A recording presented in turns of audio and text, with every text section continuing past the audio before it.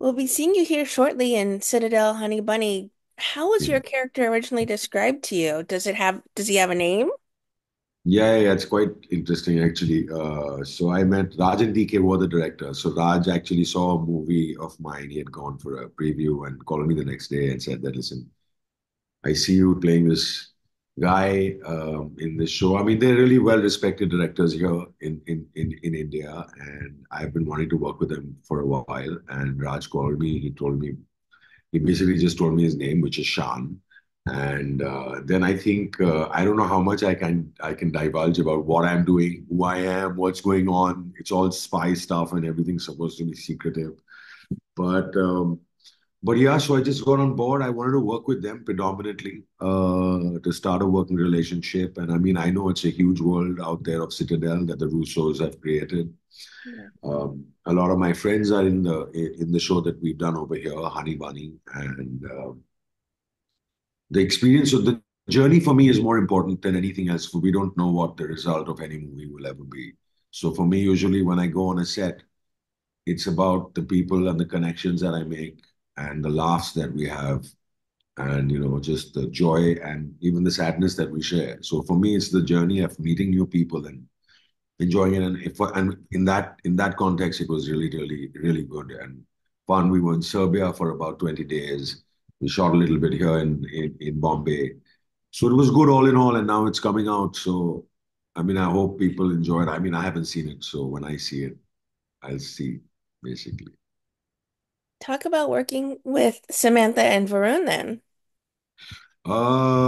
So I have so Varun's been has been a friend of mine since we were children because his father is a director in cinema over here, and my father has been an actor and they have worked together in like the 80s and 90s in many films. So Varun and I have like grown up in the same fraternity. Like we would go for birthday parties as children. Same ones here and there. God bless you. And it was really cool to be around him. Though all my work is with Samantha, who I had never met, and I think she's really cool.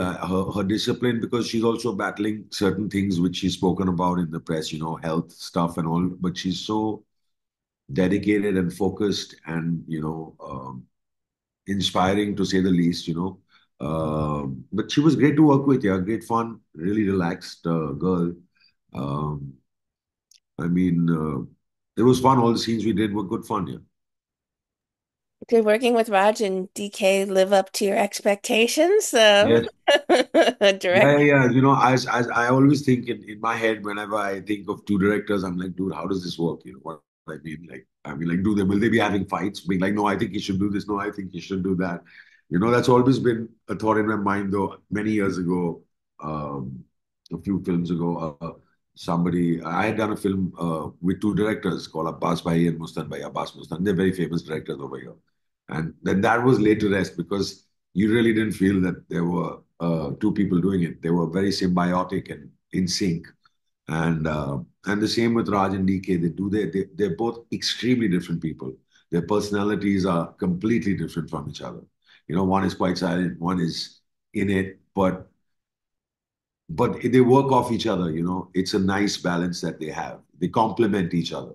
So working with them was fun. Yeah, they're two really cool guys, and um, I had fun working with them. I know you can't tease too much about your character, but can you talk about maybe what challenged you for this role? Nothing much really challenged me for this role, to if I have to be really very honest. The max was that I had to trim my mustache off after a really long time. That was a challenge. And I'm like, dude, why do I have to do this? Then I just do it. I'm like, okay, fine, we'll do it. That was a challenge for me. But that was it, to be honest. The challenges that I faced were really on a movie called Monkey Man. That was grueling. But yeah, this was this was fine. I had to put on jacket. What was challenging was wearing jackets and sweatshirts in the Bombay heat. That was challenging, if I can say so. Yeah. Are you able to tease maybe some of your favorite episodes or favorite moments you had behind the scenes, even when you were filming Citadel Honey Bunny? I mean, to be really honest, behind the scenes, I mean, there's some action sequences we did. There's nothing really like this question keeps getting me. It's like we're constantly playing, we're constantly having fun when there are a bunch of guys together who've known each other for a while. There's always something or the other going on. But I mean, I can tell you I had like a 5 day gap in the middle in Serbia and I saw the whole of Belgrade and I was like, dude, I'm ready to get back on set. Like, why am I on such a long gap now? Ready to get back on set. Um, the craft service was good, you know. I don't know what else to say. There's nothing like, there's nothing as such that really, sorry to give it such a boring answer, but nothing really out of the blue happened behind the scenes. It was just regular. We sat, we waited, they called us, and then we rolled. I know you mentioned Monkey Man, which is a huge project, and you got to work with Dev Patel. What did that mean to you to be a part of such an important, significant film? Yeah, that was a great. I had tested for that film about 12 years ago, and yeah, 12 years ago I tested for that film, and I remember the lady's name was Seher Latif. Unfortunately, she passed away just after COVID. Very young lady, and she told me that this is the test. It's a test of a cop, and so I went and hired. From the local costume shop, I hired a cop uniform, and I went to test, and I saw that Dave was there himself here in Bombay, and he did the test with me, and I did it. And usually, as all tests go, you do it, and then you forget about it and you move on because it's rare that it's rare. I mean, it's like a tough line. We're all here struggling, trying to do it, trying to get something. So you do that and you move on with life.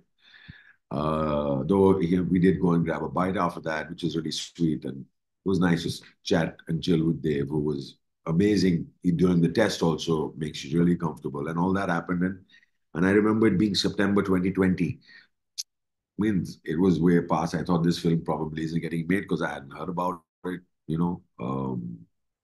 In September 2020, it's peak lockdown during COVID, and I'm sitting at home and I get a call from the producer Joe, and he's like, "Listen, Dave wants to talk to you." I'm like, "Okay." So and I get on a call with Dave, and Dave's like, "Listen, buddy, we were supposed to start shooting in January in Bombay, but then there was lockdown, and now we've all shifted to Indonesia, and we're shooting on this island called Batam. But I was still not happy with this character Rana, and I revisited the audition tapes, and I came across yours, and I was like, oh shit, this guy.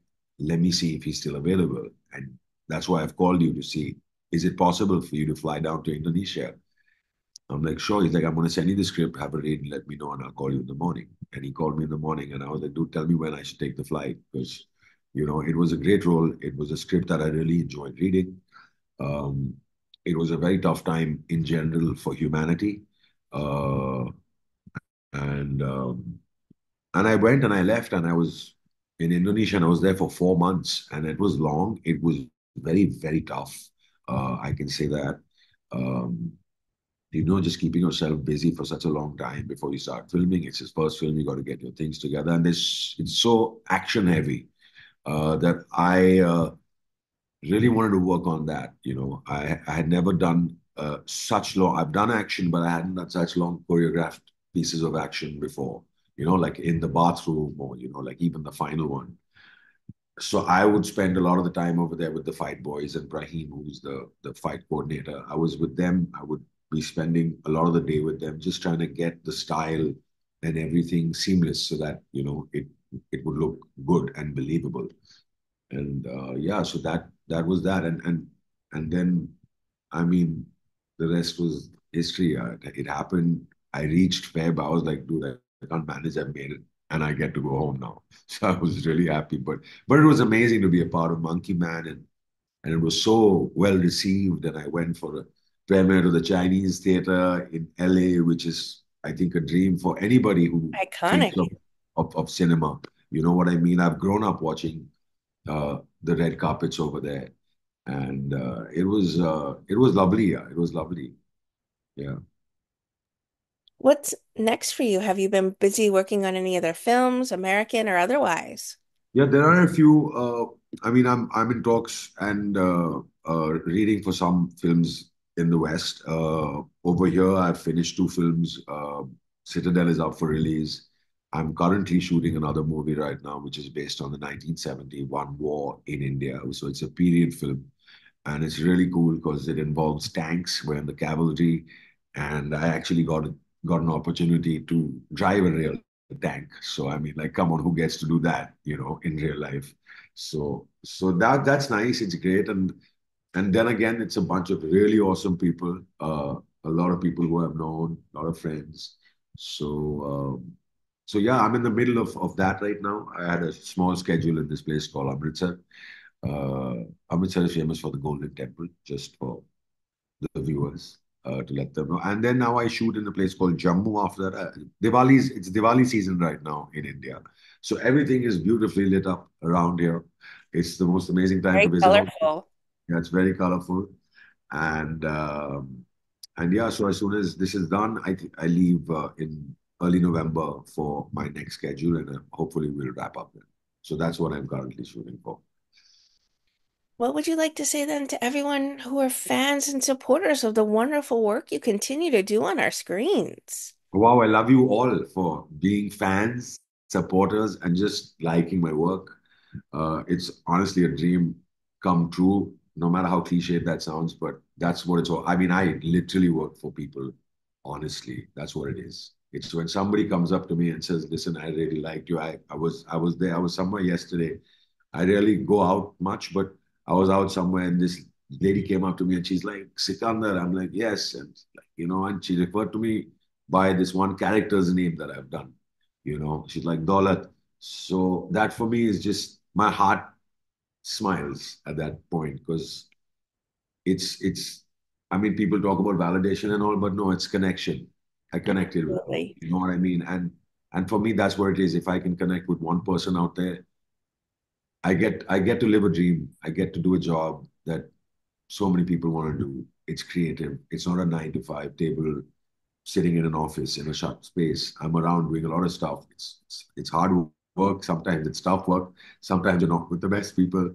But at the end of the day, I think it's incomparable, and it's only mostly the love that that people give that really makes you want to do it more. That really makes you want to go and really just go. It really helps you get through adversity. It's the love that helps you get through a lot of adversity in life. So I love you all. I love anybody that I have connected with and who has connected with me.